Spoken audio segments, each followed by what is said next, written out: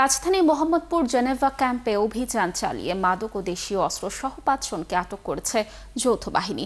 সোমবার দিনভর মাদক কারবারিদের দফায় দফায় সংঘর্ষের পর সন্ধ্যায় সেখানে অভিযান চালায় যৌথ বাহিনী।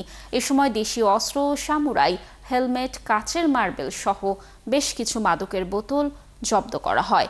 এর আগে দুপুরে মাদক কারবারের আধিপত্য বিস্তার নিয়ে দুই পক্ষের সংঘর্ষে এক তরুণ নিহত হন। এ ঘটনায় পুলিশ অস্ত্রসহ 3 জনকে আটক করে। জেনেভা ক্যাম্পে গত কয়েকদিন ধরেই সংঘর্ষে জড়ায় শীর্ষ মাদক কারবারিরা। এতে আতঙ্কিত হয়ে পড়েন স্থানীয় বাসিন্দারা। আমরা এখান থেকে 13 থেকে 14 জনকে ওই ভিডিওগুলোতে পাই এবং তাদের কাছে কিছু দেশীয় অস্ত্র দেখতে পাওয়া যায়, তাই তাদেরকে আমরা আপাতত গ্রেপ্তার হিসেবে দেখাচ্ছি। এরপর এর নিয়ে মামলা হবে এবং ফার্দার তদন্ত করে এর সাথে আরও যারা সম্পৃক্ততা আছে তাদেরকেও গ্রেপ্তারের জন্য অভিযান চালাবেন সেনা, পুলিশ এবং র্যাব সম্মিলিতভাবে বিভিন্ন যৌথ অভিযান পরিচালনা করা হবে। 3 থেকে 4 জনকে মোটামুটি প্রত্যক্ষভাবে আজকের যে হত্যাটা হয়েছে তার সাথে সম্পৃক্ততা পাওয়া গেছে।